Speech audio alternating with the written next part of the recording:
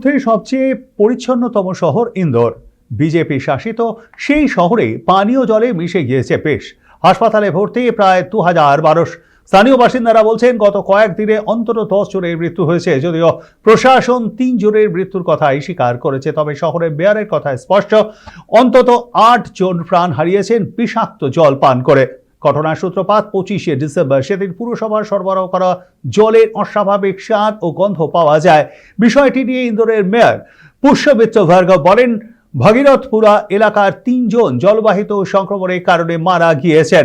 আরও 4 জনের স্বাস্থ্যের অবনতি হওয়ায় তাদের হাসপাতালে ভর্তি করানো হয়েছে। ওই 4 জনেরও মৃত্যু হয়েছে। পুর কমিশনার দিলীপ কুমার যাদব জানিয়েছেন, এলাকার মূল জল সরবরাহের পাইপ লাইনে একটি লিকেজে শনাক্ত করা গিয়েছে।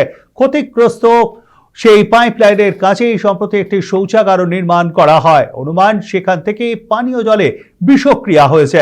মৃতদের তালিকায় রয়েছে এক শিশুও। ইতিমধ্যে ঘটনার তদন্ত করতে একটি তদন্তকারী কমিটিও গঠন করা হয়েছে।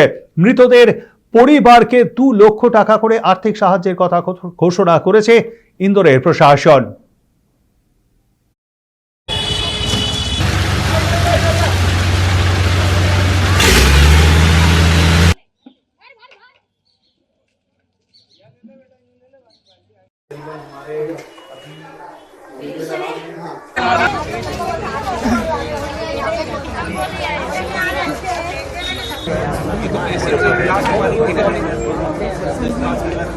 ये आपका हाथ